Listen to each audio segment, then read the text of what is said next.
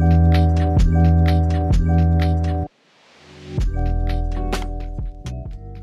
right, good morning, everyone.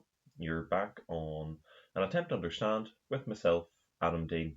Thank you for joining me again, and I hope your day is going great. My day began about 5 minutes ago, hence the sleepiness.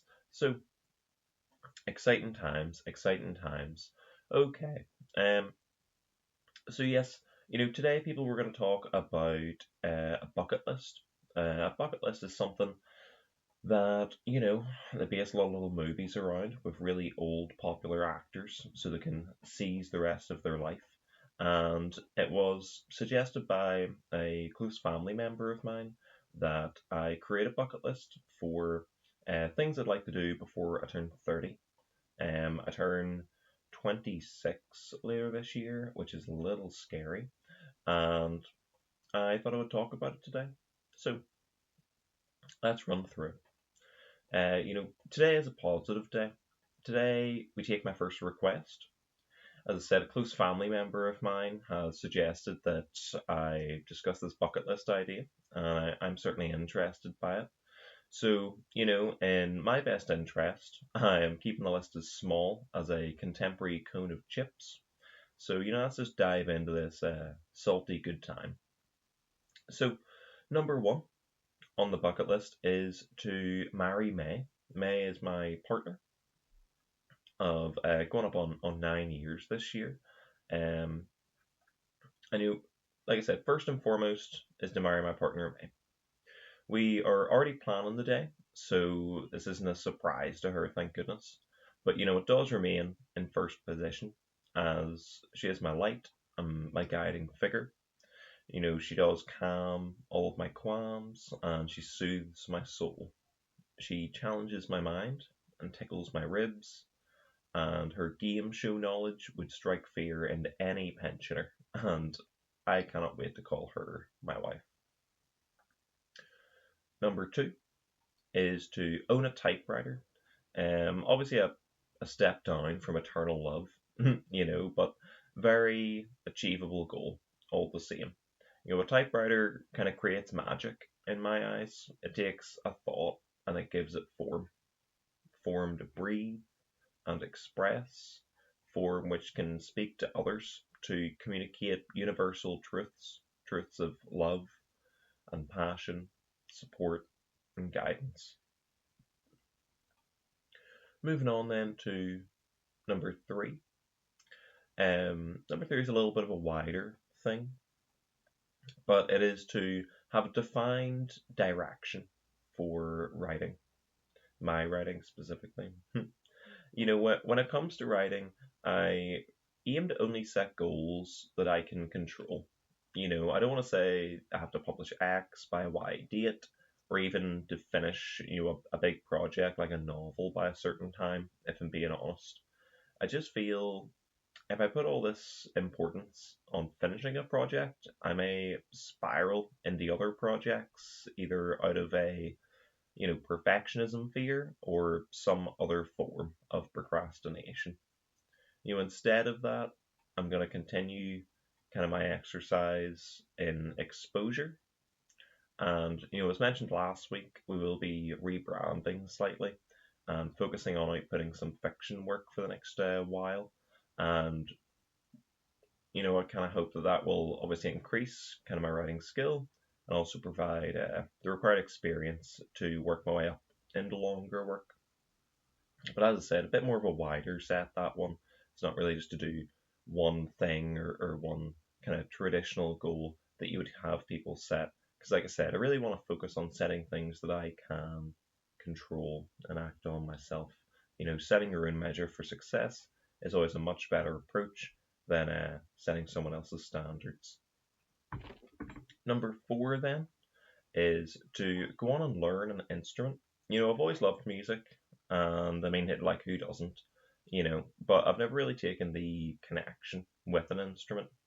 Admittedly, I have had several opportunities. I got a guitar for Christmas in my childhood. I was feeling like a rock star, and I just put like no attention into trying to play. or the violin I for some reason signed up for in primary school and then promptly forgot the thing every week at lesson time. I remember I understood reading music for like a lesson or two in school, but the effort to pursue again it was just not there. But now a little older, hopefully a little wiser, I'd like to try again, to try this, to learn this other form of expression and mastery. Sounds like a great time. And finally, with number five, it is to travel abroad with me. Obviously I'm from the UK, and I haven't really been away before, like far away. Growing up, it just wasn't really an option. And in the past few years of just living life and paying bills and stuff like that, it just never really became reality. It always seemed expensive, and the risk of sunburn always seemed way too high. But that said, after kind of this lovely past Saturday spent with May walking through gardens and discussing fantastic art, that I thought I would love to do this for the rest of my life. So away we'll go. Where? Nobody knows. But like that's a few items I've been able to nail down for the bucket list idea. Thank you for listening. We're not going to go on too long today. It's going to be a very little short week with it. But I appreciate everyone listening that has tuned in. And, hopefully this has inspired a couple ideas for your own bucket list. Obviously, really simple idea. And most people have wild experiences, bungee jumping and stuff like that. I think in the original draft of this bucket list, I put like to try stand up comedy just to kind of tick it off because I went to one open mic night earlier this year, and that was nice just to do it, man.